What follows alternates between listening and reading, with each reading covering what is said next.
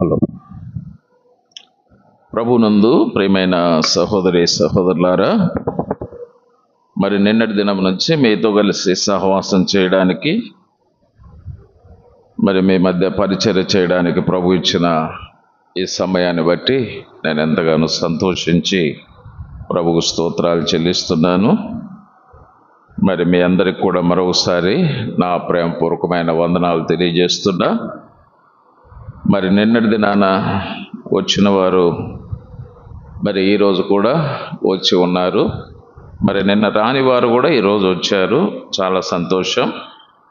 దైవ గ్రంథమైన బైబిల్లో నుంచి సామెతల గ్రంథము 30వ అధ్యాయం, సామెతల గ్రంథం 30వ అధ్యాయం 24 నుంచి 28 వరకు ఉన్న వాక్య భాగాన్ని మనం చదువుకుందాం. సామెతల గ్రంథం 30వ అధ్యాయం 24వ వచనం నుండి 28 వరకు వచనం మార్చి వచనాన్ని చదువుదాం. భూమి మీద చిన్నవి 4 కలవు, అయినను అవి మిక్కిలి జ్ఞానము గలవి.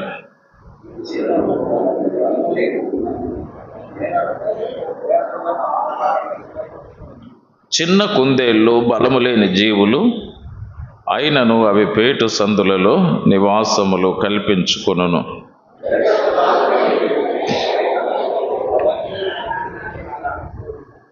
బల్లిని చేతితో నీవు పట్టుకొనగలవు, అయినను రాజుల గృహములలో అది ఉండును.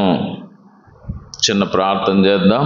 ప్రేమగల తండ్రి, మరోసారి స్థానిక సంఘముగా మేము చేరి వచ్చి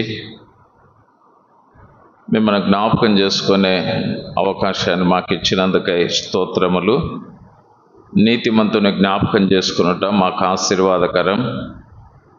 అవును ప్రభువా, మీ దైవత్వాన్ని, మీ మానవత్వాన్ని, మీ మరణాన్ని, పునరుత్థానాన్ని, మీరు ఇచ్చిన నిత్య రక్షణ, నిత్య జీవాన్ని మేము జ్ఞాపకం చేసుకునే గొప్ప భాగ్యాన్ని మాకు ఇచ్చినందుకై మిమ్మల్ని గణపరుస్తూ ఉన్నాం. మొట్టమొదట మీరే మమ్మల్ని జ్ఞాపకం చేసుకున్నారు కాబట్టి నేడు మేము మిమ్మల్ని జ్ఞాపకం చేసుకోగలుగుతున్నాం. అందును బట్టి మిమ్మల్ని స్తుతిస్తున్నాం. ఈ రొట్టె విరుచు కూటములో తోడుగా ఉండి నడిపించారు.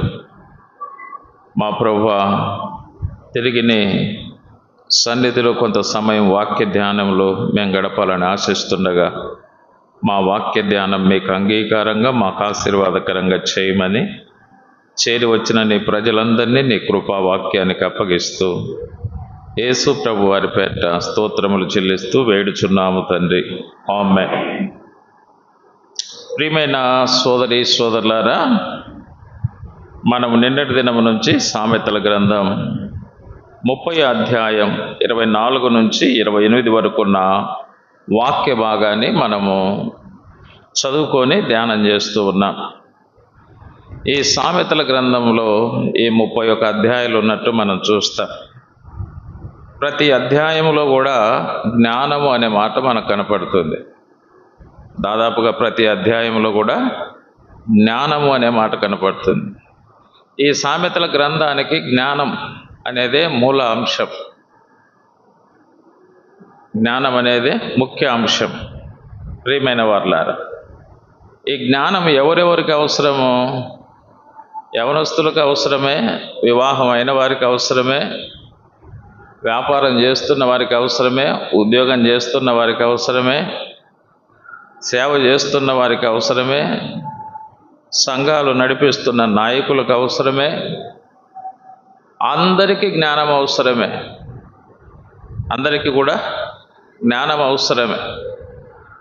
కాబట్టి మనందరికీ జ్ఞానం అవసరమై ఉండగా, మన అవసరమైనప్పుడు మనమంతా ఏం చేయాలి? ఆ జ్ఞానాన్ని ఇచ్చే దేవుని మనం అడగాలి.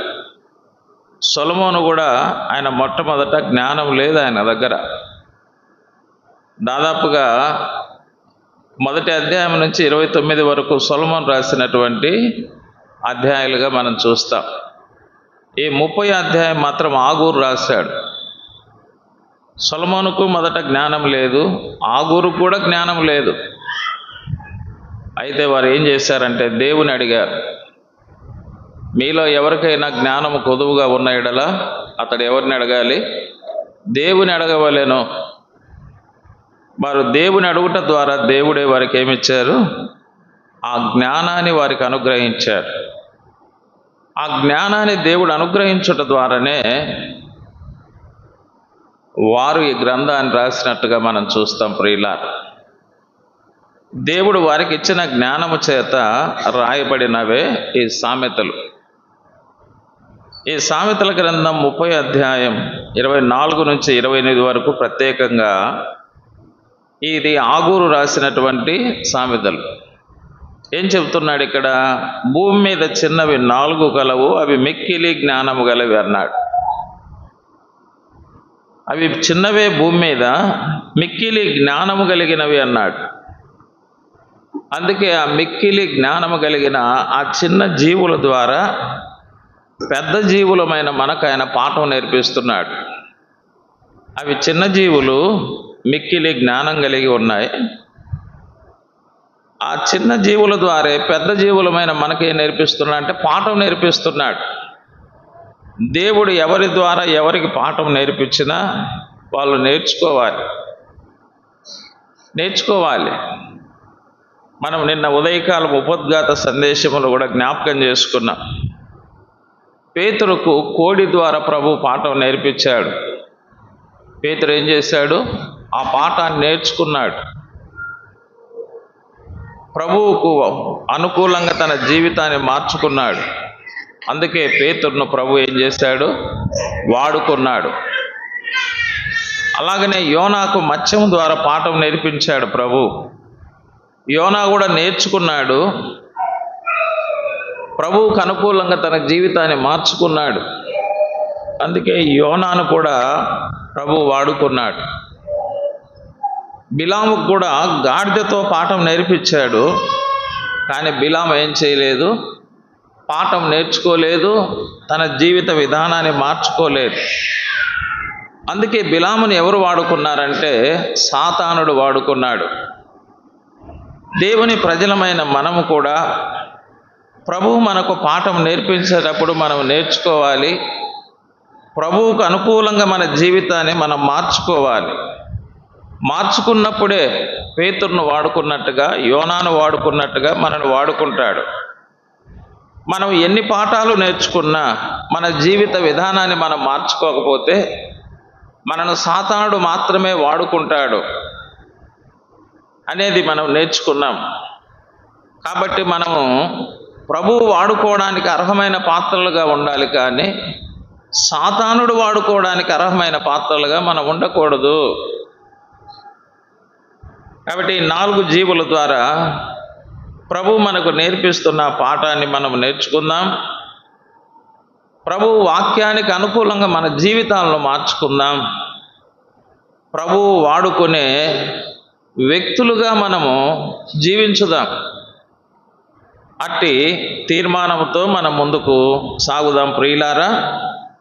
మరి ఈ 4 జీవులలో నిన్నటి దినాన చీమలను గురించి మనం విన్నాం. రెండవదిగా మనం దేని గురించి మనం విన్నాము? చీమల తర్వాత ఏం విన్నామండి?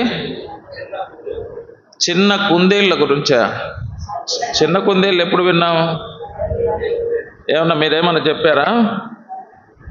చిన్న కుందేలు కాదు కదా. రాత్రి దేని గురించి మనం విన్నాము? బల్లిని గురించి మనం విన్నాం రాత్రి.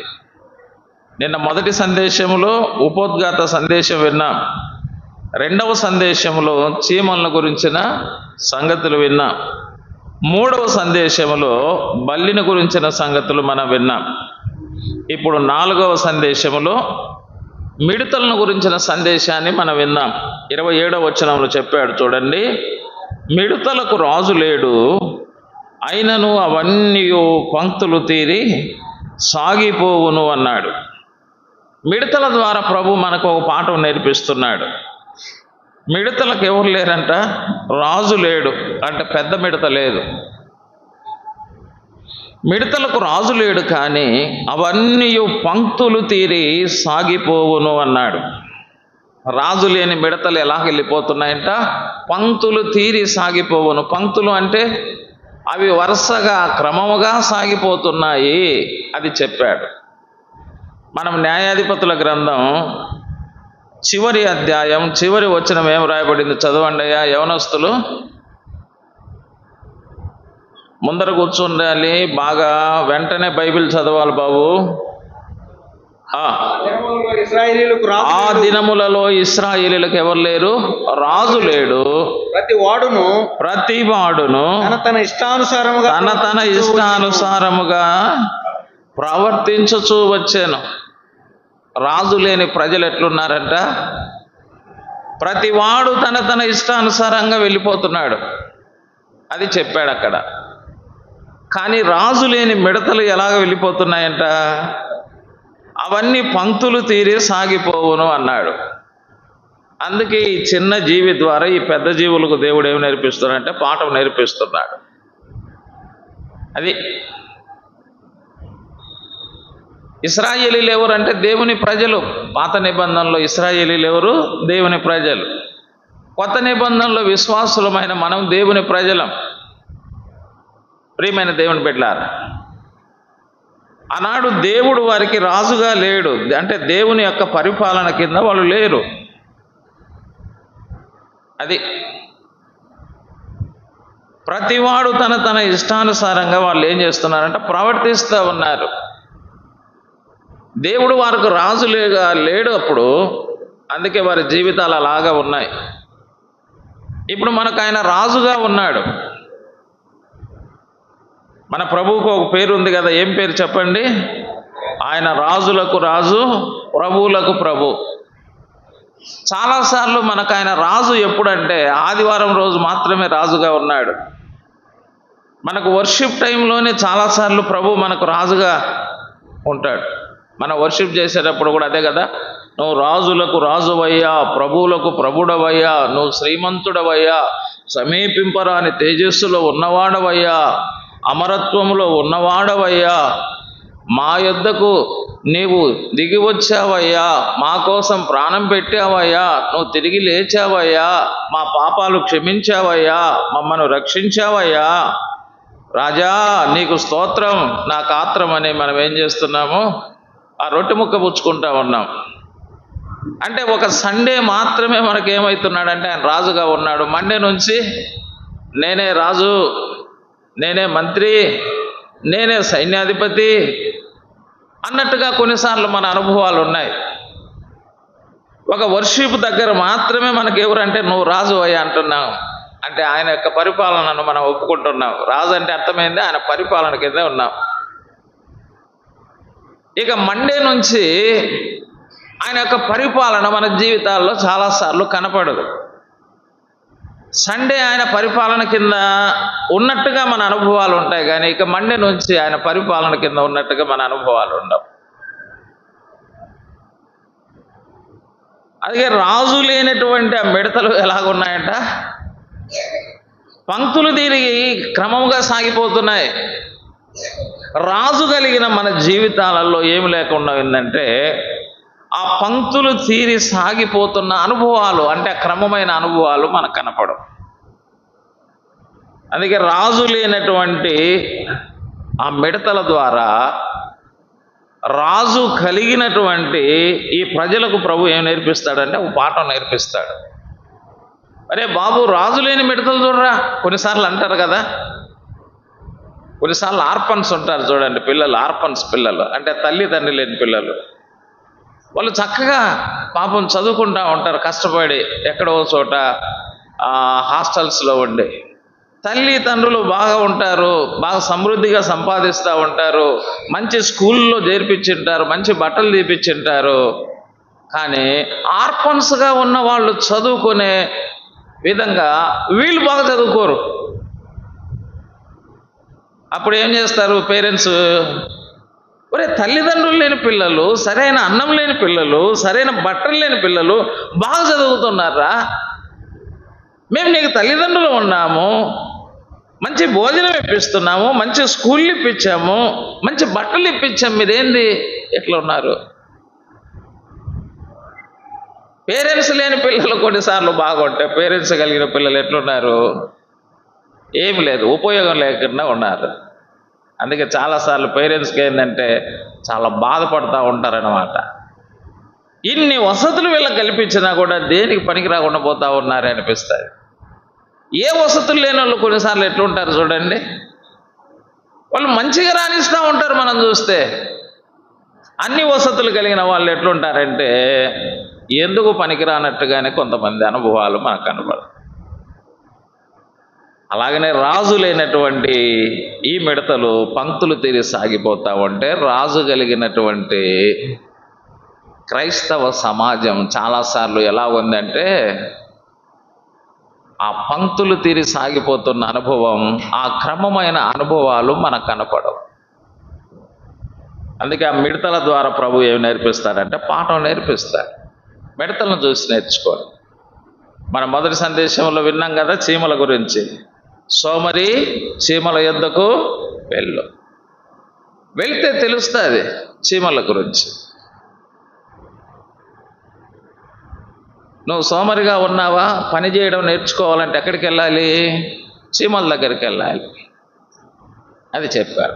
నువ్వు అసంతృప్తితో ఉన్నావా, నువ్వు తృప్తి కలిగి జీవించాలంటే ఎక్కడికి వెళ్ళాలి?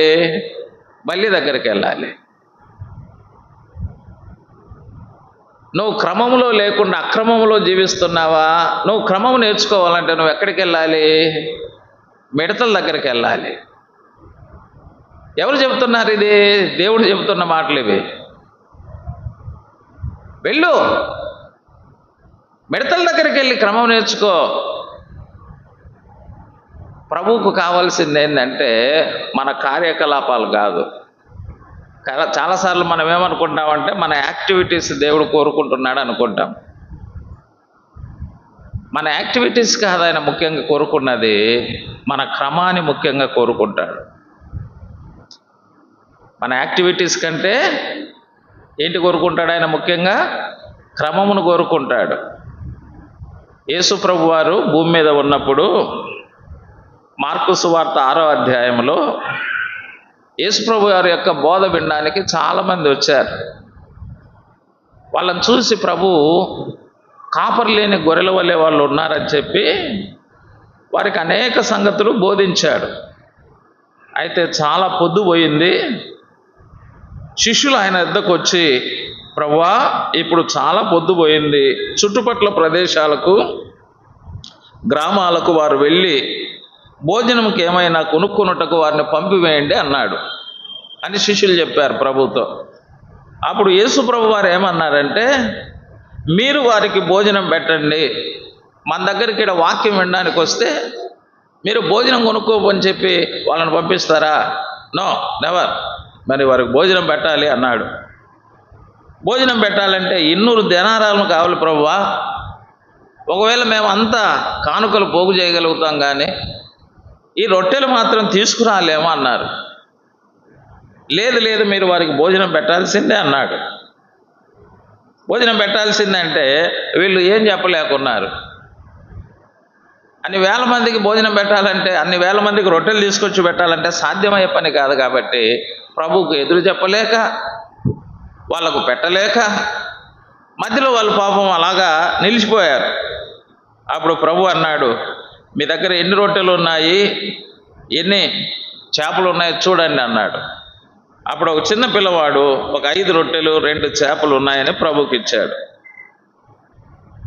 అప్పుడు యేసు ప్రభు వారు ఏం చెప్పాడంటే, అందరినీ 50 మందిగా 100 మందిగా ఏం చేయాలి? పంక్తులు పంక్తులుగా కూర్చుండబెట్టండి అన్నాడు. అది అంటే ఆ ప్రభువు వారు ఒక అద్భుతం చేయడానికంటే ముందుగా ప్రజలకు ఏం చెప్పాడు? 50 మందిగా 100 మందిగా పంక్తులు పంక్తులుగా కూర్చుండబెట్టండి అంటే వాళ్ళు కూర్చుండబెట్టారు. అంటే ఎలా ఉండాలి? పంక్తులు పంక్తులు అంటే ఒక క్రమముగా కూర్చోబెట్టండి. ప్రభు ఒక కార్యం చేయడానికంటే ముందు ఏం కోరుతా ఉన్నాడు చెప్పండి? ప్రజల దగ్గర ఒక క్రమాన్ని కోరుతున్నాడు. మనకు ఆ సంగతులు మనకి మార్కు సువార్త 6వ అధ్యాయంలో మనం గమనిస్తాం. వారు పంక్తులు పంక్తులుగా కూర్చున్న తర్వాత ప్రభు ఏం చేశాడు? ఆ 5 రొట్టెలను 2 చేపలను పట్టుకొని ఆకాశం వైపు కన్నులెత్తి ఆ రొట్టెలు విరిచి వారికి వడ్డించుటకై తన శిష్యులకు ఇచ్చాడు. మొత్తం పంచిపెట్టేశారు శిష్యులు అందరికీ. అక్కడ ఆ రొట్టెలు తిన్నవారు ఎంతమంది ఉన్నారని చెప్పారు? 5,000 మంది పురుషులు ఉన్నారని రాయబడింది అక్కడ. అంటే స్త్రీల సంఖ్య రాయలేదు, పిల్లల సంఖ్య రాయలేదు, కేవలం పురుషుల సంఖ్య మాత్రమే రాశారు. అంటే ప్రభు ఒక అద్భుత కార్యం అక్కడ చేయడానికంటే ముందుగా ప్రజలకు ఏం చెప్పాడంటే పంక్తులు పంక్తులుగా కూర్చుండారు. అంటే ఒక క్రమాన్ని ప్రభు చెప్తున్నాడు అక్కడ. కొన్నిసార్లు మన జీవితాలలో ప్రభు వారు కార్యాలు జరిగించాలని మనం కోరుకుంటాం, కానీ ఆయన కార్యాలు ఎప్పుడు జరిగిస్తాడు అంటే మనం క్రమముగా ఉన్నప్పుడే. చాలాసార్లు మనకి ఏం కావాలంటే దేవుడు మా జీవితాలలో కార్యాలు జరిగించాలి. 5 రొట్టెలు ఏం కావాలి? 5,000 మందికి కావాలి. ఒక అద్భుతం జరగాలి. అద్భుతాలు కోరుకుంటాం చాలాసార్లు ప్రభు ద్వారా. మనం ప్రభు ద్వారా అద్భుతాలు కోరుకుంటే మన ద్వారా ప్రభు ఏం కోరుతున్నాడు? క్రమాన్ని కోరుతా ఉన్నాడు. అది మనం నేర్చుకోవాలి. మొదట మనం క్రమం అనేది మనం నేర్చుకుంటే మన జీవితాలలో ఆటోమేటిక్గా అద్భుతాలు అనేవి జరుగుతూ ఉంటాయి. అద్భుతాలని జరుగుతాయి.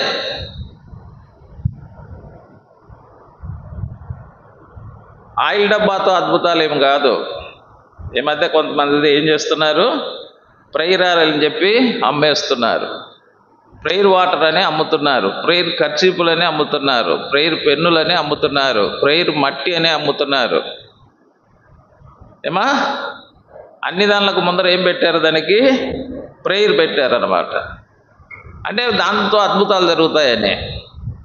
మీరు ఎట్లయినా ఉండండి, ఈ డబ్బాలు కొనుక్కోండి, మేము ప్రేయర్ చేసాము, ఈ డబ్బాలు కొనుక్కోండి, అద్భుతాలు జరుగుతాయి. క్రమంగా ఉండండి అని చెప్పడం లేదు, డబ్బాలు కొనుక్కోండి అని చెప్తున్నారు. ప్రభు ఏం చెప్తున్నాడు? క్రమంగా ఉండండి, నేను అద్భుతాలు చేస్తానని ప్రభు చెప్తున్నాడు. డబ్బాలు కొనుక్కోండి, మీకు అద్భుతాలు జరుగుతాయని వీళ్ళు చెప్తున్నారు, డబ్బా బోధకులు. చూసారా? పిచ్చి ప్రజలు ఏం చేస్తున్నారంటే అటువంటి పనులేమో చేస్తున్నారు పిచ్చి ప్రజలు కూడా. అందుకే బైబిల్లో మనం ఎప్పుడైనా అలా ఉన్నాయా లేదా అని కూడా మనం చూసుకోవాలి. బెరయా సంఘస్థులు మాత్రమే. బెరయా సంఘస్థులు ఎప్పుడైనా ఇంటికి వెళ్ళి ఏం చేస్తారంట? పౌలు శీల చెప్పిన సంగతులే అలా ఉన్నాయా లేవా అని చూసేవాళ్ళంట. అంటే పౌలు ఎంత గొప్ప దైవజనుడు అయినా ఆయన చెప్పినవే అలా ఉన్నాయా లేవని వాళ్ళు చూసుకునే వాళ్ళంట. ఇప్పుడు డబ్బా బోధకులు గురించి మాత్రం చాలామంది చూసుకోరు. మనం చూస్తే పౌలు చెప్పిన సంగతులు అలా ఉన్నాయా లేవని వాళ్ళు చూసుకొని అప్పుడు వాళ్ళకై వాళ్ళు నిర్ధారణ చేసుకునే వాళ్ళంట.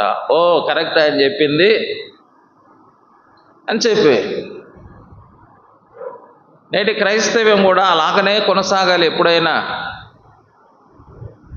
మనకు బోధకులు చెబుతున్నారు మంచిదే, అది దేవుని వాక్యానికి సరిపోయిందా దాన్ని మనం నిర్ధారణ చేసుకొని దాన్ని మన జీవితాల్లో అన్వయించుకోవాలి. ఎవరు చెప్పినా చప్పట్లు కొట్టడం కాదు మన పని. కొన్నిసార్లు అన్ని దానిలకు చప్పట్లు కొడతా ఉంటాం కదా, అన్ని దానిలకు చప్పట్లు కొడతాం మనం, అది అలవాటు అయిపోయింది అన్నమాట. అది కాదు మన పని. అలా ఉందా లేదా అనేది మనకు ముఖ్యమైనది.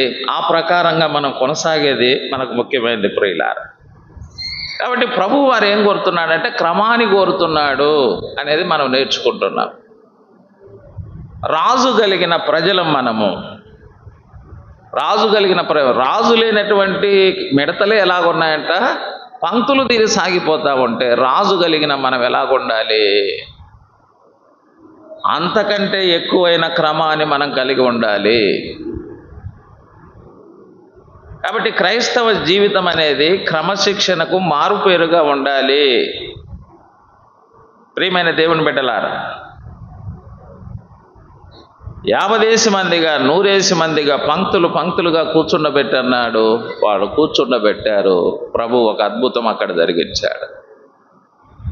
దేవుని కార్యాలు మన వ్యక్తిగత జీవితాల్లో జరగాలి, మన కుటుంబాల్లో జరగాలి, మన సంఘములో జరగాలి, మన పిల్లల చదువుల్లో జరగాలి, వాళ్ళ ఉద్యోగాలలో జరగాలి, వారి భవిష్యత్తులో జరగాలి దేవుని అద్భుత కార్యాలు. అంటే ఏం కావాలి?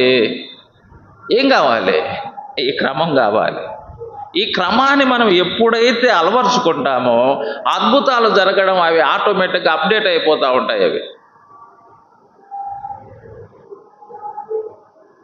క్రమం ఎప్పుడైతే మనం అలవాటు పడిపోతామో అద్భుతాలు అనేవి అవి అప్డేట్ అయిపోతూ ఉంటాయి. అవి దానికోసం మనం ఎదురు చూడాల్సిన అవసరం ఏమి లేదది.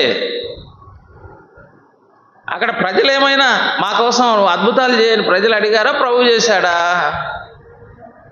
అక్కడ ఆ అవసరత ఉంది కాబట్టి ప్రభు చేశాడు. మనం క్రమానికి అలవాటు పడితే మన అవసరత ప్రభువుకు తెలుసు.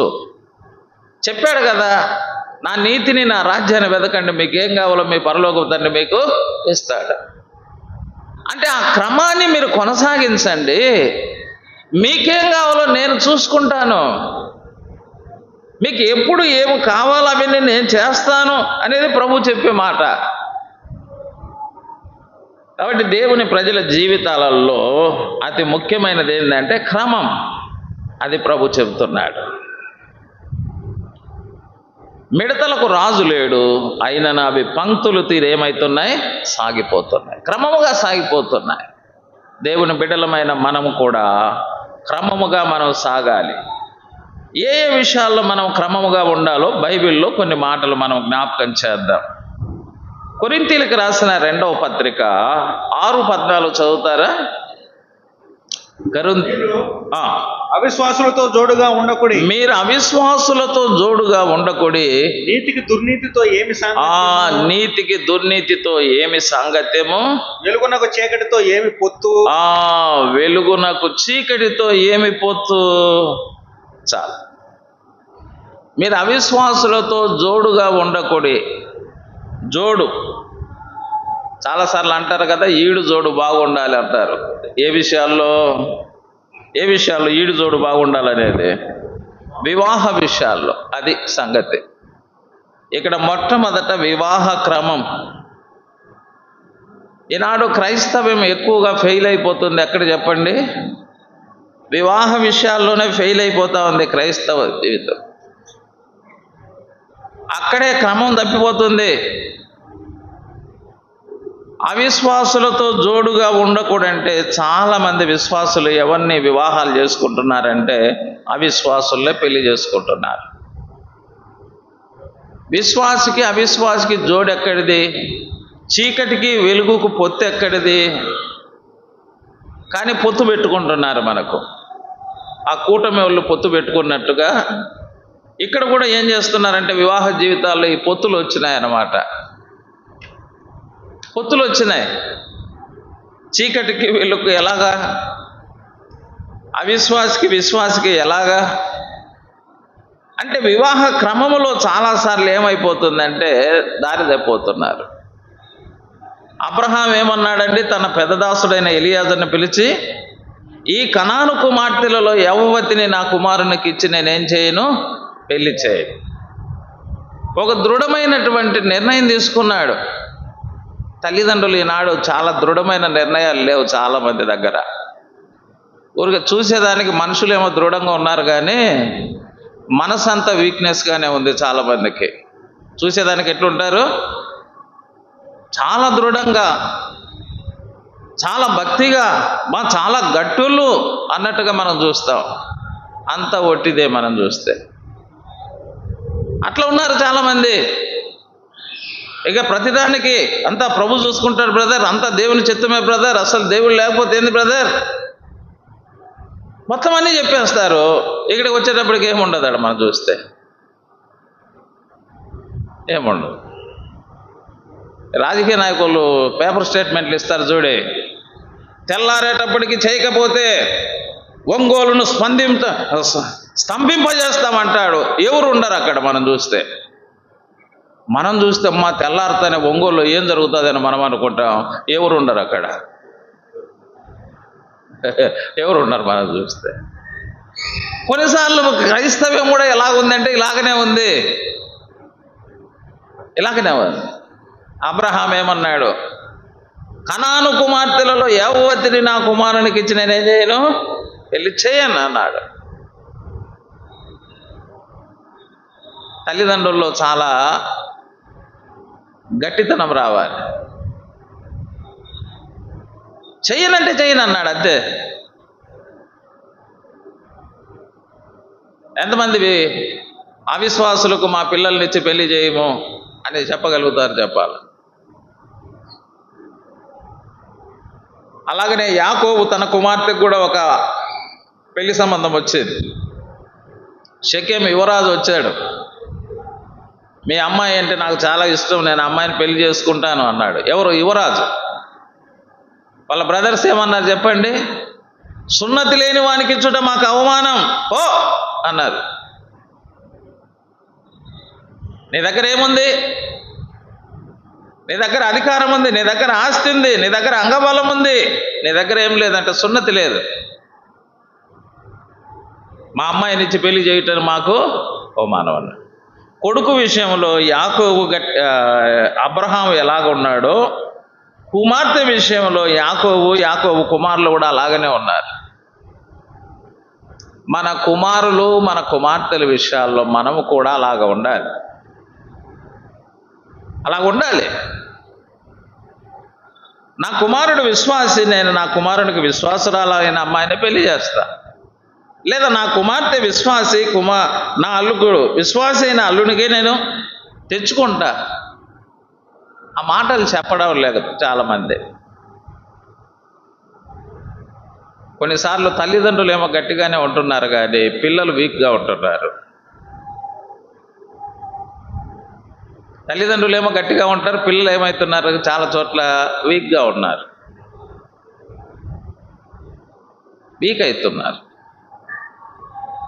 అబ్రహాము ఎలాగ గట్టిగా ఉన్నాడు, అబ్రహాము కుమారుడు కూడా అలాగనే ఎలాగున్నాడు, అతను కూడా అలాగనే గట్టిగానే ఉన్నాడు. ఇస్సాకు గట్టిగానే ఉన్నాడు. దేవుని ఏర్పాటు ప్రకారమే తన వివాహం జరగాలని గట్టిగానే ఉన్నాడు. ఇస్సాకు వివాహం జరిగే సమయానికి ఎంత వయసు అండి? 40 సంవత్సరాలు. చూడండి, 40 years.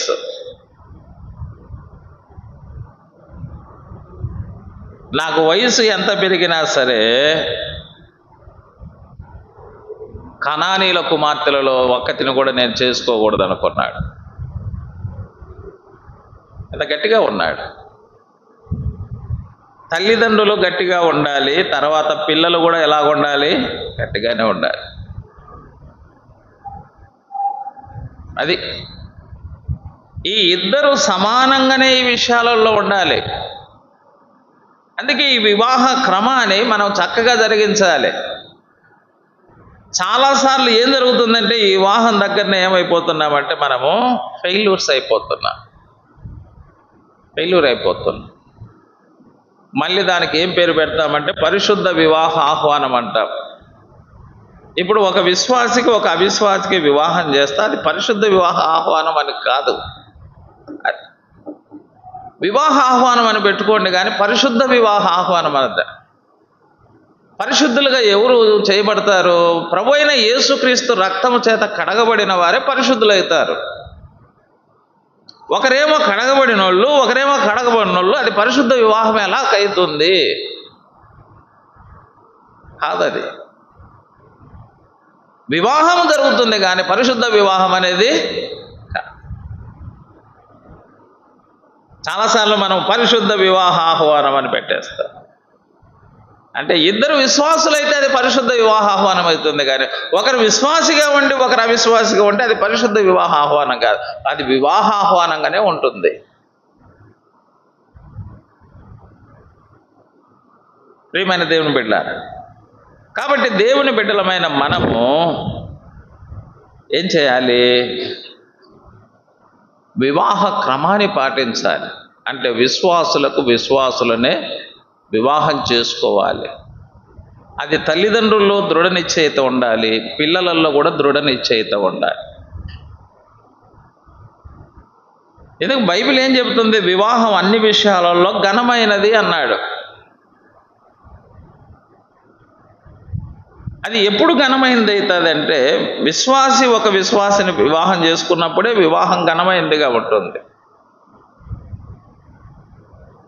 అది పరిశుద్ధమైనదిగా ఉంటుంది. అది ప్రభువు అంగీకరించేదిగా ఉంటుంది.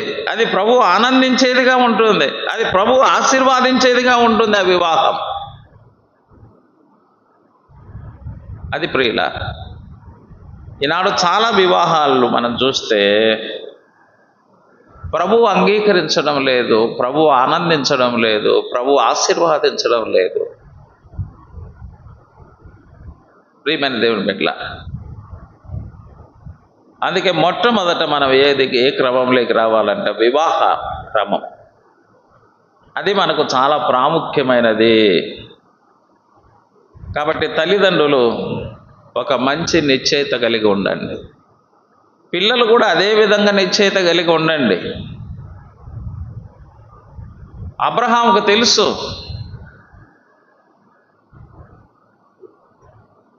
ఇస్సాకు కూడా తెలుసు.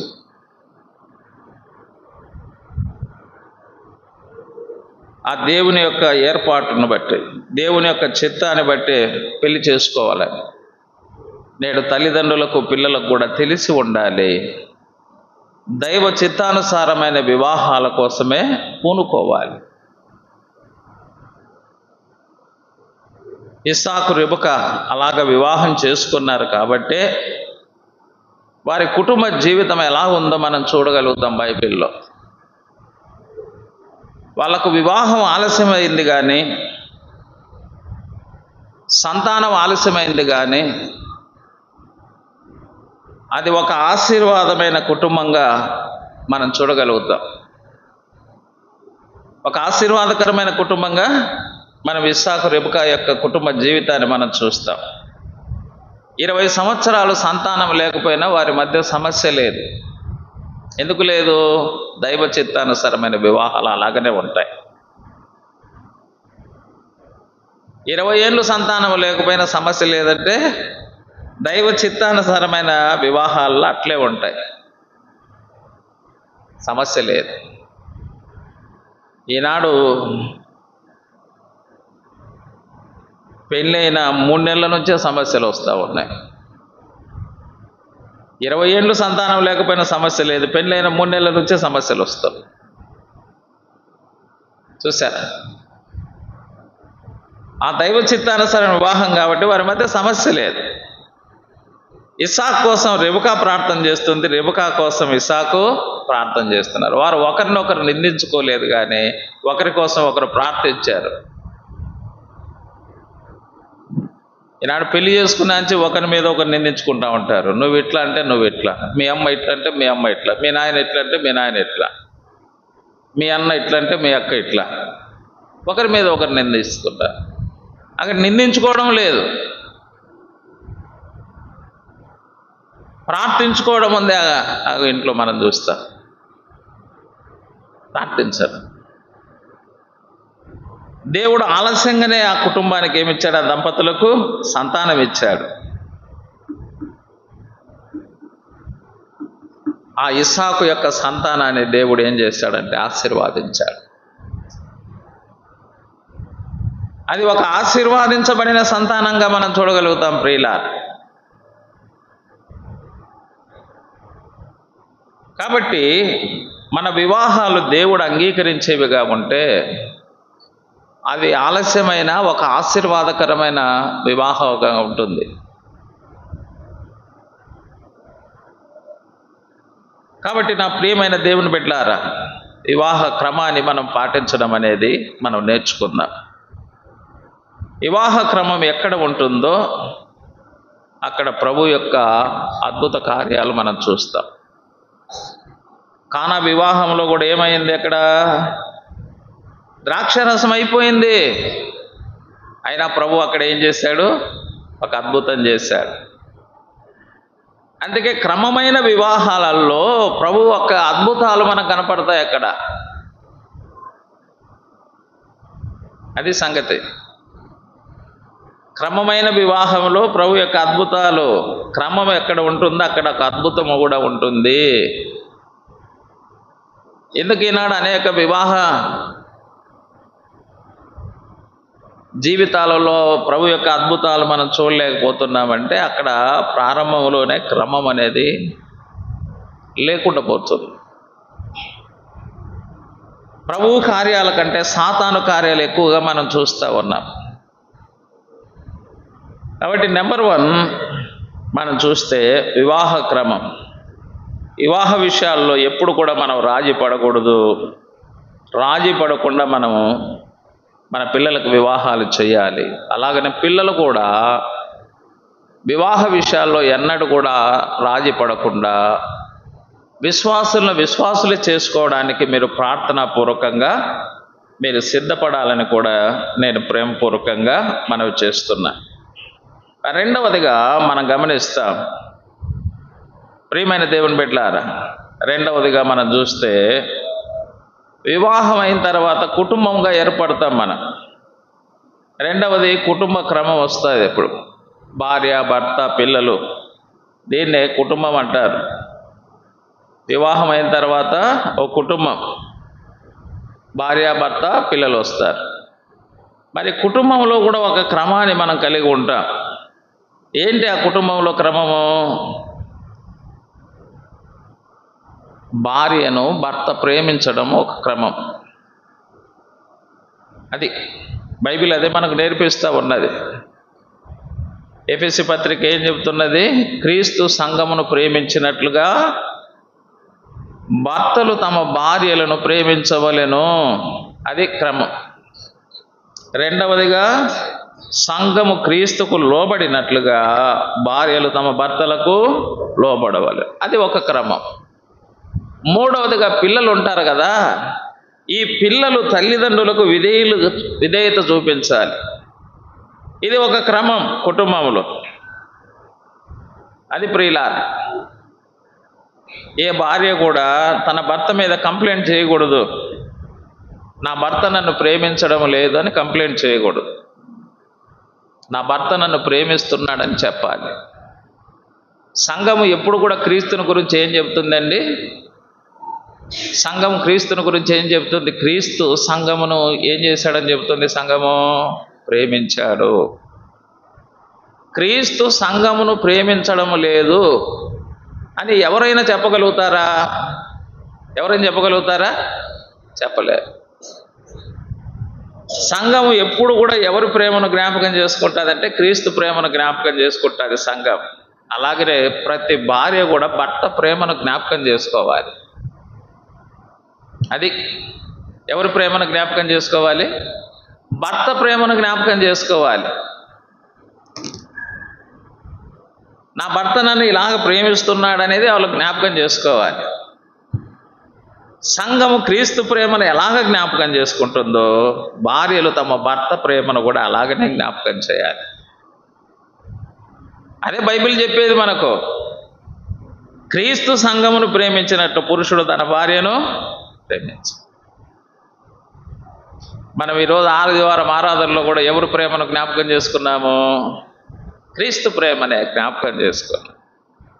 అలాగనే భార్యలు తమ భర్తల ప్రేమను వారు ఎప్పుడైనా జ్ఞాపకం చేయాలి. తనని ఎలాగ ప్రేమిస్తున్నాడో అది జ్ఞాపకం చేసుకునే భార్యలు కావాలి. రెండవది, అలాగనే సంఘము క్రీస్తుకు లోబడినట్లుగా ప్రతి స్త్రీ కూడా తన భర్తకు లోబడి ఉండాలి. అలాగనే పురుషులు కూడా చెప్పుకోవాలి. నా భార్య నాకు లోబడి ఉంటుంది అని చెప్పుకోవాలి పురుషులు. వీళ్ళు కూడా చెప్పుకోవాలి. అది దైవ క్రమం అవుతుంది. వీళ్ళు కూడా చెప్పాలన్నమాట. ఆ భార్య అన్ని విషయాల్లో లోబడి ఉంటుంది. ప్రేమించే భర్త ఉన్నప్పుడు లోబడే భార్యలు తప్పకుండా ఉంటారు. సంఘమును క్రీస్తు ప్రేమిస్తున్నాడు కాబట్టి సంఘము క్రీస్తుకి ఏమవుతుంది? ఇప్పుడు లోబడుతుంది అంతే. భార్యలను భర్తలు ప్రేమించినప్పుడు భార్యలు ఆటోమేటిక్గా ఏమైపోతారు చెప్పండి? లోబడిపోతారు. ఇక ఇదేం పెద్ద విషయం ఏం కాదది, లోబడు. అది చెప్పాడు. అలాగనే తల్లిదండ్రులకు పిల్లలు కూడా ఏం చేయాలి అని బైబిల్ చెబుతుంది? వారు విధేయులై ఉండాలి. అది మనకు బైబిల్ చెప్పేది. చాలా కుటుంబాల్లో విధేయత లేదు పిల్లలకు. చాలా కుటుంబాల్లో ఏముండదు? విధేయత ఉండదు, డిసోబీడియంట్ మనం గమనిస్తాం. కానీ పిల్లలు ఏం కావాలంటే తల్లిదండ్రులకు విధేయులు కావాలి అన్ని విషయాల్లో. ఇసాకు అబ్రహాముకు ఎట్లా విధేయత చూపించాడు చూడండి. దేవుని కొరకు నిన్ను బలిగా అర్పిస్తానన్న విధేయత చూపించాడు. దేవుని విషయంలో విధేయత చూపించాడు. వివాహ విషయంలో విధేయత చూపించాడు. అన్ని విషయాలలో విధేయత చూపించాడు. అందుకే ఆ విధేయుడైన కుమారుడే ఆశీర్వాదించబడినవాడు. అది ఒక క్రమం, కుటుంబంలో ఒక క్రమం, కుటుంబ క్రమం అంటారు దాన్ని. దేవుని బిడ్డలమైన మనం కూడా మన కుటుంబాలలో ఈ క్రమాన్ని మనం ఏం చేయాలి? పాటించాలి కుటుంబాల్లో. అది చెప్పాడన్నమాట. దీని కుటుంబ క్రమం అంటారు. రాజు లేనటువంటి మిడతల్లో క్రమం ఉంది, కానీ రాజు కలిగిన ప్రజలలో క్రమం లేకపోతే ఇక దానికి అర్థమే లేదు. ఇక మూడవదిగా మనం చూస్తాం. మూడవదిగా తిమోతికి రాసిన మొదటి పత్రిక 3:15 ఏం చెప్తున్నాడు? తిమోతి మొదటి పత్రిక 3:15లో ఏమని చెప్తున్నాడు తిమోతికి పౌలు గారు? ఓ తిమోతి, నేను ఆలస్యం చేసిన ఎడల దేవుని మందిరములు అనగా జీవం గల దేవుని సంఘములో జనులు ఎలాగో ప్రవర్తించవలెను అది నీకు తెలియవలెనని ఈ సంగతులు నీకు రాయుచున్నాను. అంటే ఇది ఒక సంఘ క్రమమును గురించి రాస్తున్నాడు. సంఘ క్రమం. ప్రియమైన దేవుని బిడ్డలారా, ఒకటి వివాహంలో క్రమం ఉండాలి, రెండవది కుటుంబంలో క్రమం ఉండాలి, మూడవది సంఘములో క్రమం ఉండాలి. సంఘం అంటే సంత కాదు. సంతలో ఏముండదంటే క్రమం ఏముండదు. ఎవరి కొద్ది వాళ్ళు మాట్లాడుకుంటూ ఉంటారు. ఎవరి కొద్ది వాళ్ళు ఒకరు ఉల్లిపాయలు అంటే ఒకరు ఏవేవో వాళ్ళు అరుచుకుంటూ ఉంటారనమాట. దాంట్లో ఏముండదు. సంతలో అంటే క్రమం ఏముండదు. ఇది సంఘము. అది చెప్పాడు. జీవం గల దేవుని సంఘము అన్నాడు. దేవుడు స్వరక్తమిచ్చి సంపాదించిన సంఘం, మహిమ కలిగిన సంఘం, పాతాళ లోక ద్వారములు దాని ఎదుట నిలవనేరవని ప్రభు అయిన యేసు చెప్పిన సంఘం. ప్రియమైన దేవుని బిడ్డలారా, ఆ సంఘములో ఏం కావాలంటే ఒక క్రమం. మనకి తిమోతికి రాసిన మొదటి పత్రిక క్రమాన్ని నేర్పించేది. ఇది మొదటి పత్రిక ఏమి నేర్పించేది? క్రమాన్ని నేర్పించేది. మనకు క్రమాన్ని నేర్పించేది ఈ పత్రిక మనం చూస్తాం. ఈ పత్రికలో మనకి ఎన్ని అధ్యాయాలు ఉన్నాయి? 6 అధ్యాయాలు ఉంటే ఒక్కొక్క అధ్యాయం ఒక క్రమాన్ని నేర్పిస్తుంది. మనకు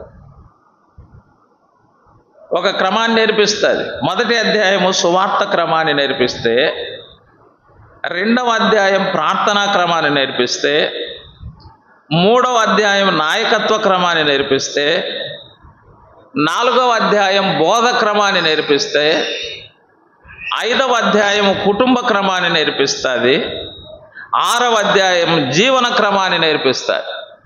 ఒక్కొక్క అధ్యాయం ఒక క్రమాన్ని నేర్పిస్తుంది. ఇది మొదటి అధ్యాయం ఏం నేర్పిస్తుంది? సువార్త క్రమము. అది చెప్పాడు. మొదటి అధ్యాయము 8-11 వచనాలు కలిసి ఉన్నాయి అక్కడ. నాకు అప్పగించిన మహిమ గల సువార్త ప్రకారము అన్నాడు. సువార్త క్రమాన్ని నేర్పించేది ఇది. ప్రియమైన దేవుని బిడ్డలారా, చాలామంది సువార్త అంటే ఏదేదో సంగతులు చెప్తున్నారంట. ఇది మహిమ కలిగిన సువార్త. ప్రియమైన దేవుని బిడ్డలారా, మహిమ కలిగిన దేవుని సువార్త. మానవుడు ఏం పోగొట్టుకున్నాడు? పాపం చేసి మహిమను పోగొట్టుకున్నాడు. తిరిగి ఆ మహిమను మళ్ళీ పొందడానికి అవసరమైన సువార్త. అవసరమైన సువార్త ఇది. యేసుక్రీస్తు పాపుల కొరకై చనిపోయి సమాధి చేయబడి తిరిగి లేచాడు. యేసుక్రీస్తునందు విశ్వాసం ఉంచితే పాప క్షమాపణ కలుగుతుంది. ఆ పోయిన మహిమ తిరిగి మళ్ళీ మానవుడు పొందగలుగుతున్నాడు. మొదటి మానవుని ద్వారా పోగొట్టుకున్న మహిమ రెండవ మానవుడైన క్రీస్తు యేసు ద్వారా మళ్ళీ పొందగలుగుతున్నాడు. అది ఒక సువార్త క్రమాన్ని నేర్పించే. రెండవ అధ్యాయం ఏం నేర్పిస్తుంది అంటే ప్రార్థనా క్రమాన్ని నేర్పిస్తుంది. ప్రార్థన మనం ఎట్లా చేయాలి? మనకు మొదటి వచనం రెండవ వచనంలో ఆ ప్రార్థన క్రమాన్ని చెప్పాడు. ఎలాగ మనం ప్రార్థించాలి? ప్రార్థనా క్రమం.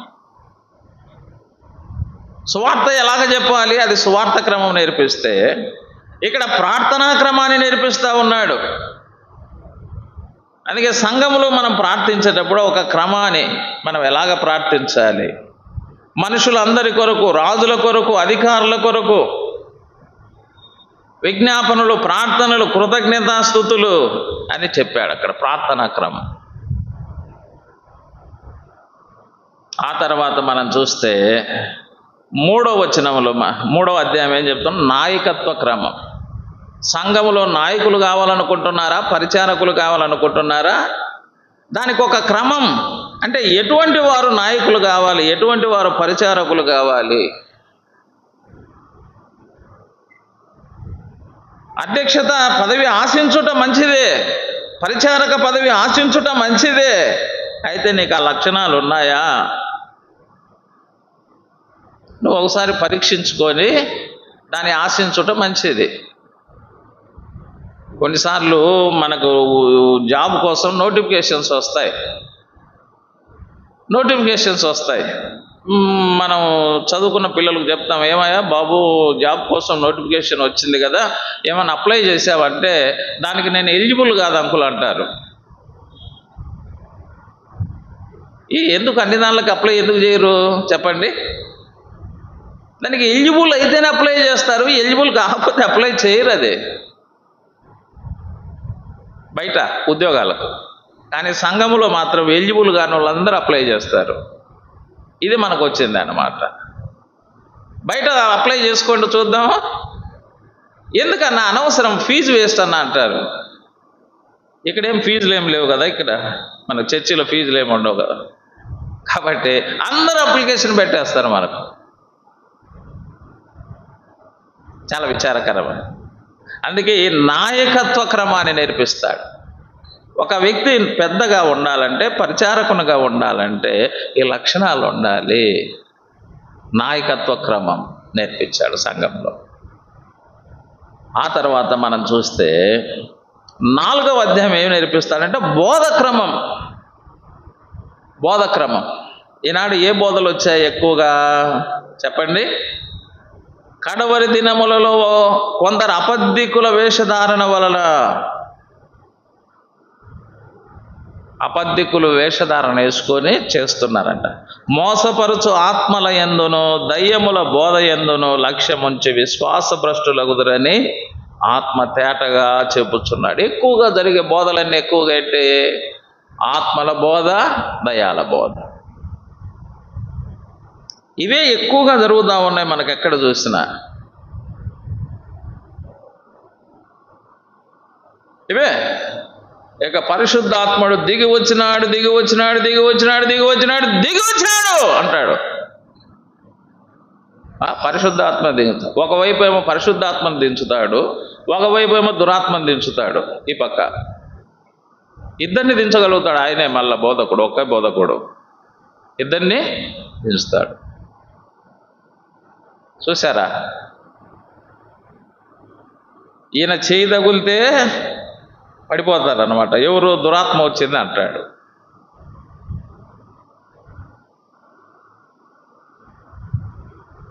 ఇలాంటి బోధలు మనకు ఎక్కువగా మనకు కనపడతా ఉన్నాయి.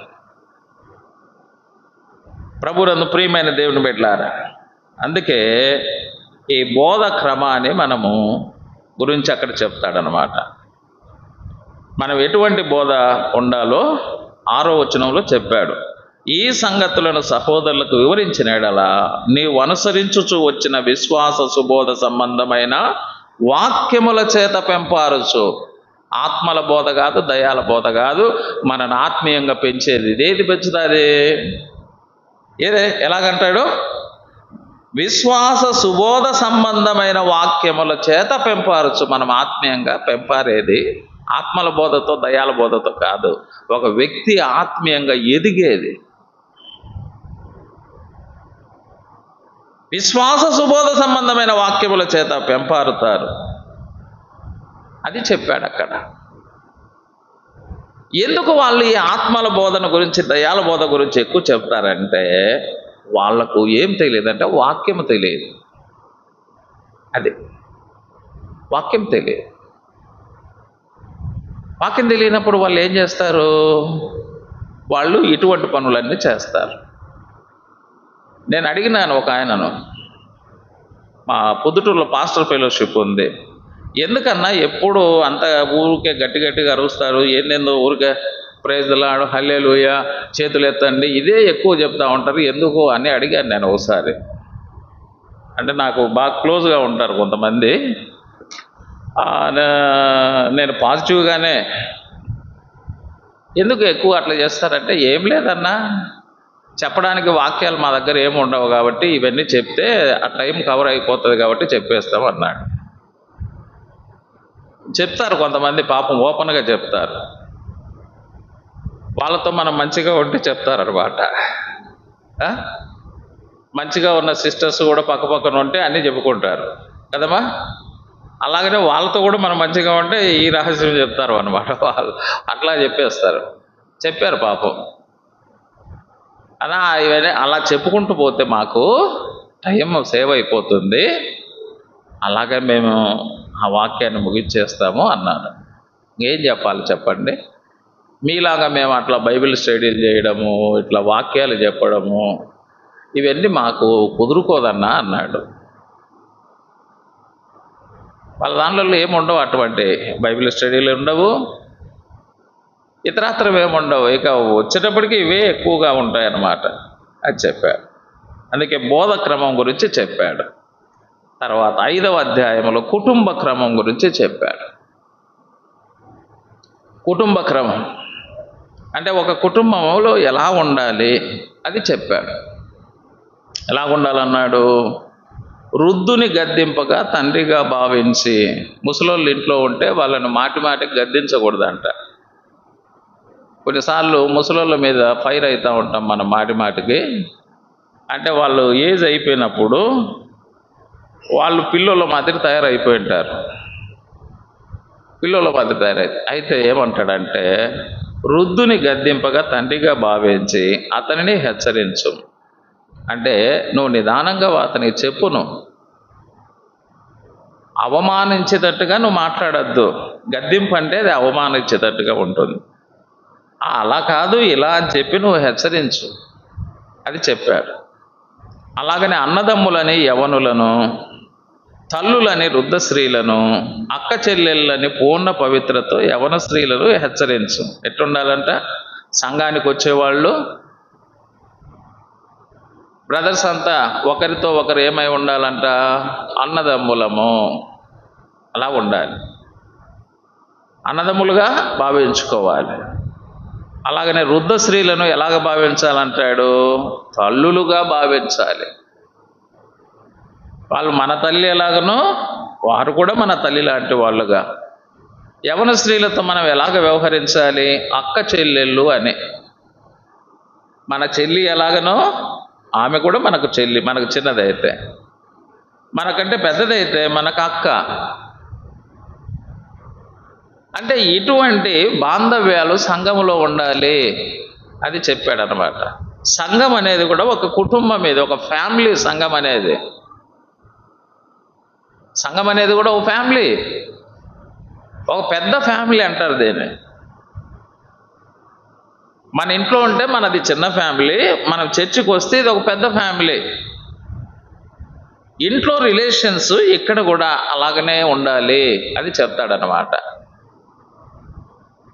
పూర్ణ పవిత్రతతో యవన స్త్రీలను హెచ్చరించుమన్నాడు. తర్వాత నిజముగా అనాథలైన విధవరాళ్లను సన్మానించు. అంటే ఇంకా ఎవరు లేకుండా మన సంఘానికి వస్తూ ఉంటారా, అనాథలైన విధవరాళ్ళు ఉంటారే, వాళ్ళను సన్మానించమంటే వాళ్ళ అవసరతలు చూడండి అని.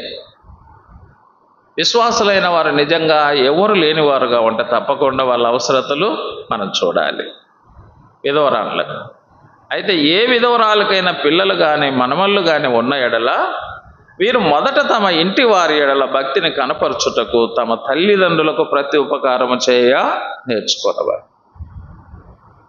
పిల్లలు కలిగి ఉంటారే, చాలామందికి పిల్లలు ఉంటారు, పిల్లలు లేని వాళ్ళు చాలా అరుదుగా ఉంటారు.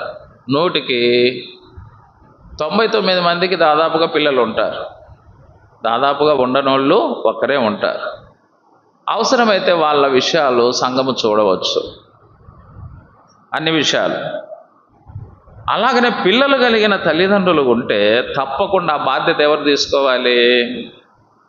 అది సంఘం మీద వేయకూడదు, ఆ పిల్లల మీదే, ఆ పిల్లలదే బాధ్యత. కుమారులు ఉన్నారా, కుమారులు చూడాలి, తల్లిదండ్రుల బాధ్యత. కుమార్తెలు ఉన్నారా, కుమార్తెలు చూడాలి, తల్లిదండ్రుల బాధ్యత.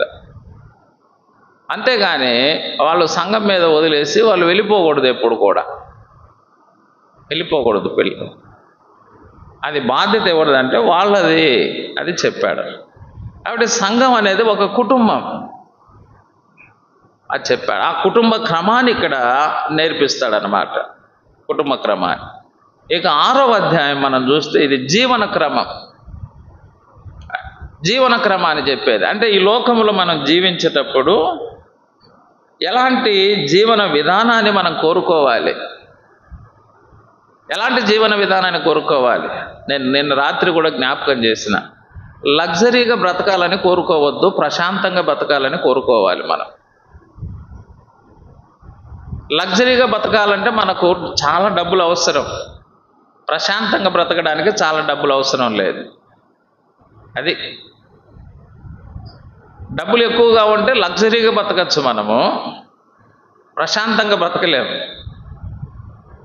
అందుకే చాలామంది ఏం కోరుకుంటున్నారంటే ప్రశాంతంగా బ్రతకాలనే కోరిక కంటే లగ్జరీగా బ్రతకాలని కోరుకుంటున్నారు. అందుకే ప్రజల యొక్క ఆలోచన ధోరణి ఏమైపోయిందంటే మారిపోయి ఏమైపోయినారు?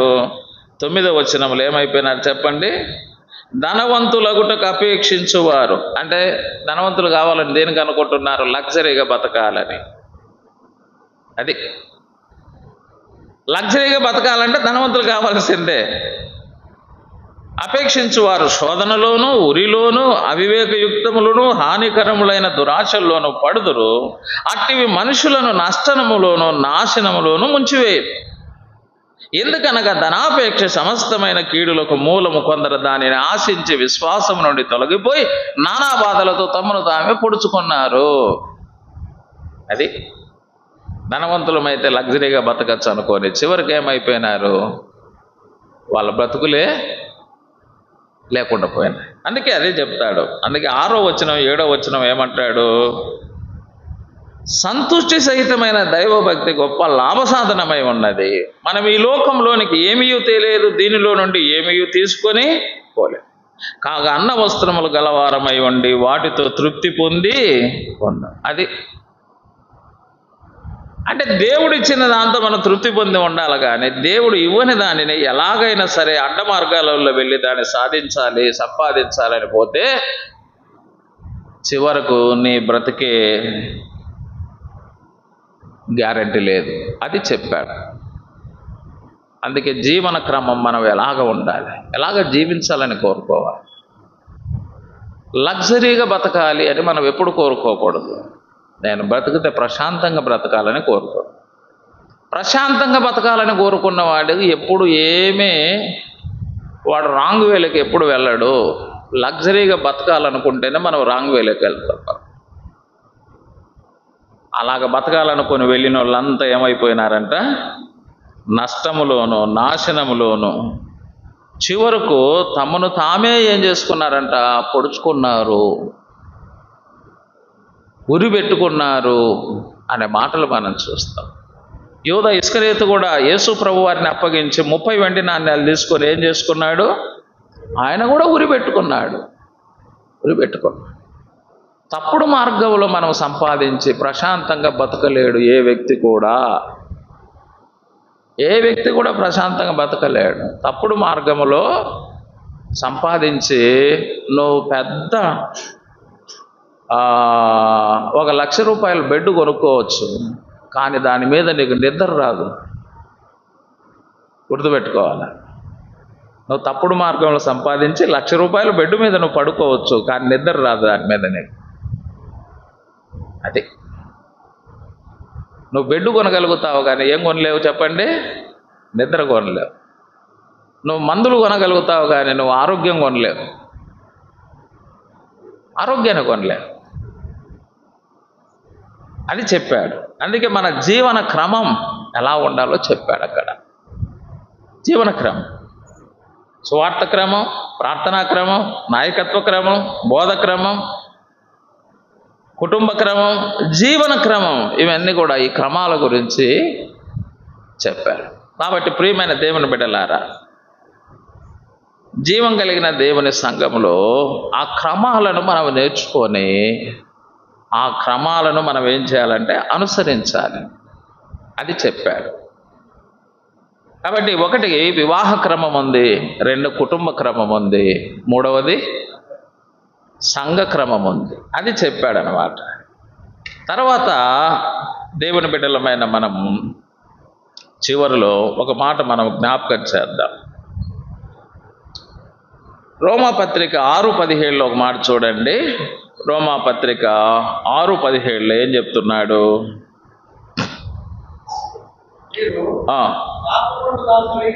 పాపమునకు దాసులై ఉంటిరి గాని ఏ ఉపదేశ క్రమమునకు మీరు అప్పగింపబడితిరో దానికి హృదయపూర్వకంగా లోబడిన వారై పాపము నుండి విమోచింపబడి నీతికి దాసులైతిరి. ఇందుకు దేవునికి స్తోత్రము అన్నాడు. మీరు ఏ ఉపదేశ క్రమమునకు అప్పగింపబడితిరో అన్నాడు. దానికి హృదయపూర్వకంగా లోబడిన వారై పాపము నుండి విమోచించబడి నీతికి దాసులైతిరి. ఇందుకు దేవునికి స్తోత్రం. ఉపదేశ క్రమం. మనం ఏ ఉపదేశ క్రమానికి మనం లోబడ్డామో అదే ఉపదేశ క్రమంలో మనం కొనసాగాలి. ఈ మధ్య మన అసెంబ్లీస్లో కూడా చాలా సంఘాలలో ఈ ఉపదేశ క్రమాలు కూడా ఏమైపోతున్నాయంటే మారిపోతూ ఉన్నాయి. మన సంఘాలలో కూడా బయటి వాళ్ళు ఉపదేశకులుగా వస్తూ ఉన్నారు. మన సంఘాలలో కూడా చాలా స్థలాల్లో బయటి వాళ్ళు ఏమవుతున్నారంటే ఉపదేశకులుగా వస్తున్నారు. ఇది కొంత వివాదాస్పదంగా మనకు నడుస్తూ ఉంది బ్రదరన్ అసెంబ్లీస్లో. బ్రదరన్ అసెంబ్లీస్ ఏర్పడినప్పటి నుంచి కూడా బ్రదరన్ అసెంబ్లీస్లో ఏ ఉపదేశ క్రమానికైతే లోబడి ఉన్నామో ఆ ఉపదేశ క్రమాన్ని అనుసరించేవారు మాత్రమే, వారితోనే మనం సహవాసం చేస్తున్నాం, వారితోనే మన సందేశాలు వింటున్నాం. కానీ ఇప్పుడు మన ఉపదేశ క్రమానికి లోబడిన వాళ్ళు కూడా మన సంఘాలలో ఉపదేశకులుగా వచ్చేస్తూ ఉన్నారు. ఇది ఒక విచిత్రమైన అనుభవాలు జరుగుతూ ఉన్నాయన్నమాట. కాబట్టి ప్రియమైన దేవుని బిడ్డలమైన మనం ఏ ఉపదేశ క్రమానికి మనం లోబడ్డామో అదే ఉపదేశ క్రమానికి మనం కొనసాగించాలి. ఆ ఉపదేశ క్రమములో నుంచి మనం ఏం కాకూడదంటే తొలగిపోకూడదు. ఆ ఉపదేశ క్రమంలో నుంచి మనం తొలగిపోకూడదు. బయటి ఉపదేశకులు వచ్చారనుకోండి, ఆ ఉపదేశ క్రమాన్ని వాళ్ళు ఏం చేస్తారంటే చేంజ్ చేసేస్తారు.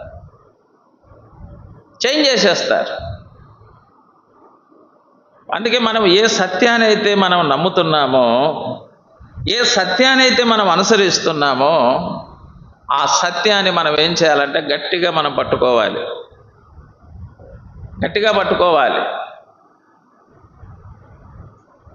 మనం గోదావరి జిల్లాకి వెళ్తే అక్కడ కొన్ని బ్రదరన్ అసెంబ్లీస్ అని చెప్పబడతా ఉంటాయి, కానీ ఆ సిస్టమ్ వేరుగా ఉంది. అక్కడ లేడీస్ స్క్వైర్ టీం ఉంటుంది అన్నమాట. మీటింగ్స్ అయితే ఎవరు పాడతారంటే లేడీస్ స్క్వైర్ టీం పాడుతుంది వాళ్ళు. చూసారా? కానీ బైబిల్లో మనకి ఏం చెప్పబడుతుందంటే సంఘములో స్త్రీలు మౌనముగా ఉండవలెనని చెప్పబడుతుంది. కానీ అక్కడ వాళ్ళు ఏమవుతారంటే అక్కడ కొన్ని చోట్ల ఆ క్వైర్ టీం అన్నమాట, సింగింగ్ క్వైర్ టీంలో మొత్తం ఉమెన్స్ సింగింగ్ క్వైర్ టీం ఉంటుంది, మెన్స్ సింగింగ్ క్వైర్ టీం ఉంటుంది. ఒకవైపు చూస్తే ఈ వైపు ఏమో వీళ్ళు నిలబడి, ఈ వైపు ఏమో వీళ్ళు నిలబడి ఇలా పాడుతూ ఉంటారు. ఆ సిస్టమ్ ఏమైపోయిందంటే అక్కడ దాదాపుగా గోదావరి జిల్లాలలో ఈ బ్రదర్ సంఘాలలో కూడా చాలా చోట్ల ఏమైపోయిందంటే ఇది అయిపోయింది. అక్కడ కూడా ఏమైపోయిందంటే బయట ఉపదేశకులు ఎక్కువగా వాళ్ళు తీసుకురావడంతో ఆ బయటి ఉపదేశాలన్నీ ఏం చేస్తూ ఉన్నాయంటే సిస్టాన్ని మార్చేస్తూ ఉన్నాయి. సిస్టమ్ని ఏం చేస్తున్నాయంటే మార్చేస్తున్నాయి. అందుకే ఆ ఉపదేశ క్రమము మనం ఎప్పుడు కూడా ఏం చేయాలంటే ఏ ఉపదేశ క్రమానికైతే మనం లోబడ్డామో అదే ఉపదేశ క్రమాన్ని మనం ఏం చేయాలి? కొనసాగించాలి. మన ప్రభు వచ్చేంత వరకు ఆ ఉపదేశ క్రమంలోనే మనం లోబడి కొనసాగాలి. అది మనకు బైబిల్ చెలవిస్తున్నది. దీనే ఏ బోధ అంటారంటే క్రీస్తు బోధ అంటారు. దీనే అపోస్తుల బోధ అంటారు. ఈ ఉపదేశాలను ఏమంటారు? క్రీస్తు బోధ అని, అపోస్తుల బోధ అని అంటారు. ఇటువంటి బోధ కాకుండా మరో రకమైన బోధలు మన మధ్యకు తీసుకొని వచ్చినప్పుడు మనం ఎలాగ స్పందించాలో కూడా చెప్తారు. చూడండి, యోహాను తన పత్రికలో ఏం చెబుతున్నాడో ఒక మాట మనం గమనిస్తాం. యోహాను రాసిన రెండవ పత్రిక 9వ వచనాన్ని ఒకసారి మనం చూద్దాం. క్రీస్తు బోధయందు నిలిచి ఉండక దానిని విడిచి ముందునకు సాగు ప్రతివాడు దేవుని అంగీకరింపనివాడు. ఆ బోధ యందు నిలిచి ఉండువాడు తండ్రిని కుమారుని అంగీకరించువాడు. ఎవడైనను ఈ బోధను తేక మీ వద్దకు వచ్చిన ఎడల వానిని మీ ఇంట చేర్చుకొనవద్దు, శుభమని వానితో చెప్పనవద్దు. శుభమని వానితో చెప్పువాడు వాని దుష్టక్రియలలో పాలివాడగును. అది చెప్పాడన్నమాట. అది మనం ఏ బోధకు ఏ ఉపదేశానికైతే మనం లోబడ్డామో అదే ఉపదేశాన్ని కొనసాగించాలి. దానికి భిన్నమైన ఉపదేశాలు ఎవరైనా తీసుకొని వస్తే మనం వారిని ఏం చేయొద్దంట? చేర్చుకోవద్దు. వారికి శుభమని మనం చెప్పవద్దు. అలా చేయటం ద్వారా వారి దుష్ట క్రియలలో మనం ఏమవుతున్నామంట? పాలివారం అవుతున్నాం. అందుకే మన పుత్రులు వేసినటువంటి ఆ పునాదిని మనం ఏం చేయాలి? ఆ పునాది మీదనే మనం ఏం చేయాలంటే కట్టుకోవాలి. మళ్ళీ కొత్త పునాదులు మనం తయారు చేసుకోకూడదు. మన పితరులు వేసిన పునాది మీదనే మనం ఏం చేయాలి? ఆ క్రీస్తు బోధ మీదనే, అపోస్తుల బోధ మీదనే మనం ఏం చేయాలంటే కట్టబడుతూ వచ్చాము ఎంతవరకు. ఇక రానున్న దినాల్లో కూడా మనం అలాగనే కట్టుకోవాలి.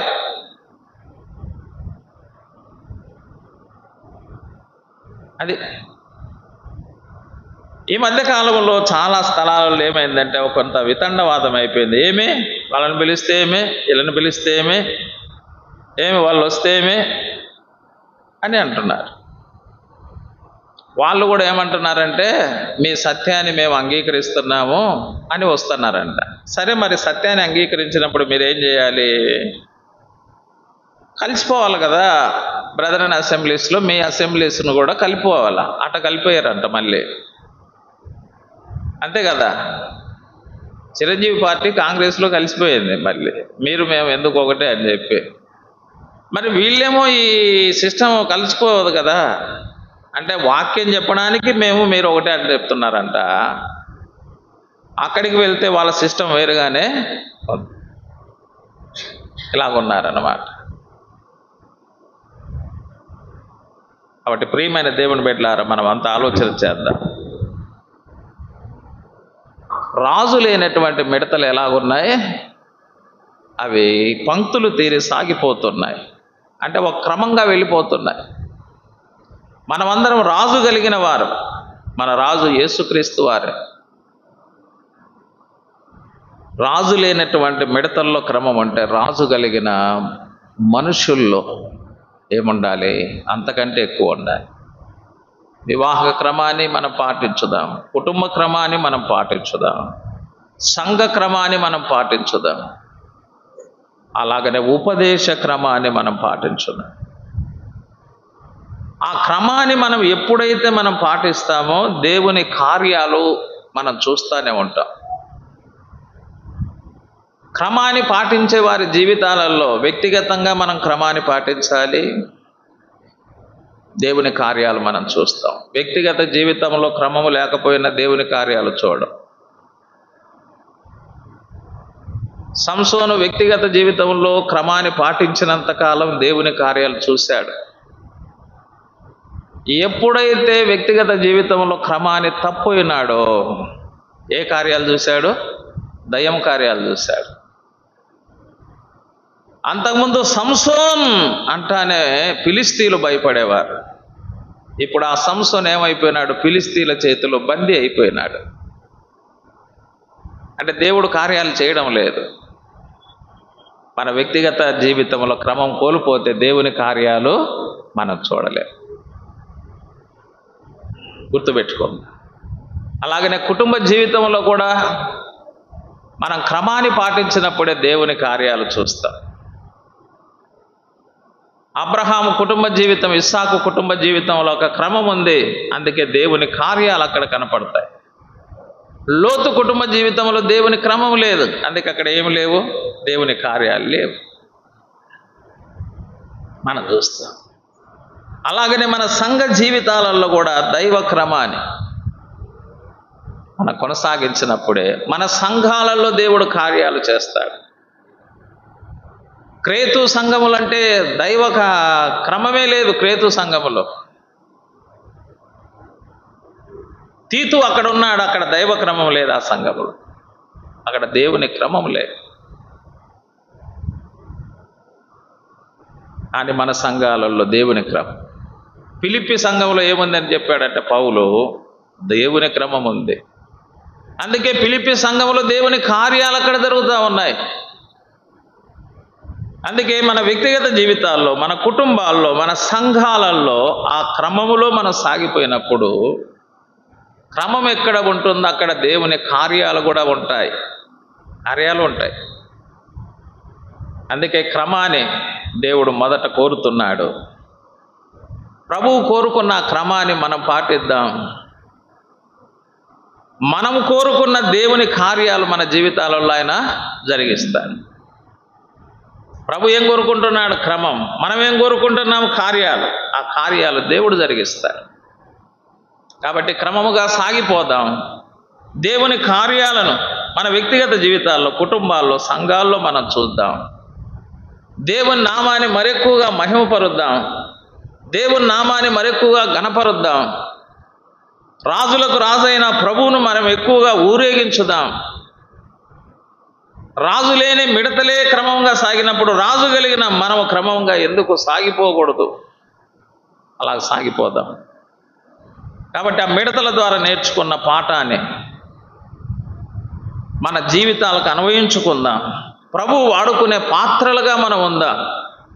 అట్టి కృప దేవుడు మనకు అనుగ్రహించి నడిపించునుగాక. ఆమేన్. దయగల ప్రభువా, అందించిన ఈ లేఖన భాగాలు నీ ప్రజలకు దీవెనకరంగా, నీకు మహిమకరంగా చేయమని నీ కృపా వాక్యానికి నీ ప్రజలను అప్పగిస్తూ యేసు ప్రభు పేరిట వేడుచున్నాము తండ్రి. ఆమేన్. Thank you.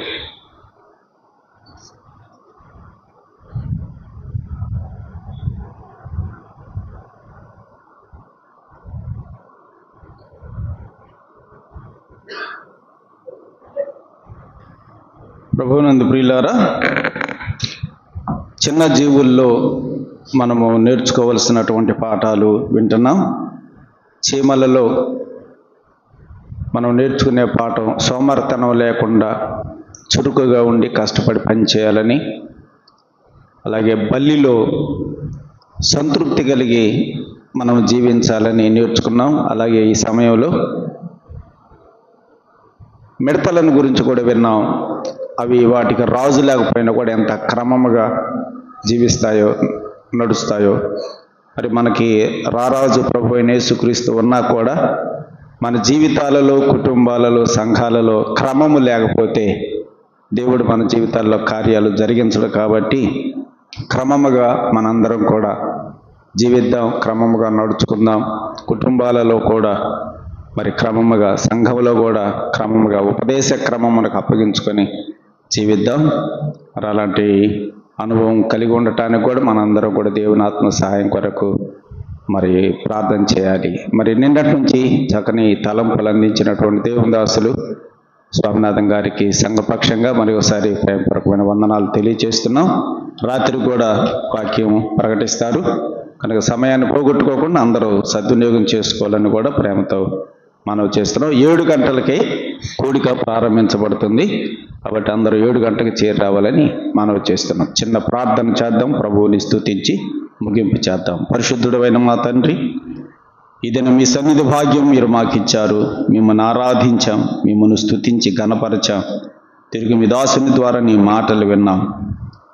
విన్న వాక్యమును మా జీవితాల్లో అనుసరించి నడుచుకోవడానికి కృప దయచేయండి. తిరిగి మేమందరం మా గృహాలకు వెళుతుండగా క్షేమముగా మా గృహాలకు చేర్చండి. రాత్రికాలం జరగవలసిన కూడిక కొరకు కూడా మమ్మల్ని అందరినీ కూడా మీ ఆత్మతో సిద్ధపరచమని, అపవాది సంబంధమైన ఎలాంటి ఆటంకాలు ఎవరికీ లేకుండా మీ ఆత్మ కార్యము రాత్రికి జరిగించమని మహిమా ఘనత మీకే చెల్లిస్తూ మీ ప్రియకుమారుడు ప్రభు అయిన యేసుక్రీస్తు నామమున స్తోత్రములు సమర్పించి వేడుకొనుచున్నాము తండ్రి. ఆమేన్. కూడిక ముగించబడింది. అందరికీ వందనాలు. సెలవు తీసుకుందాం.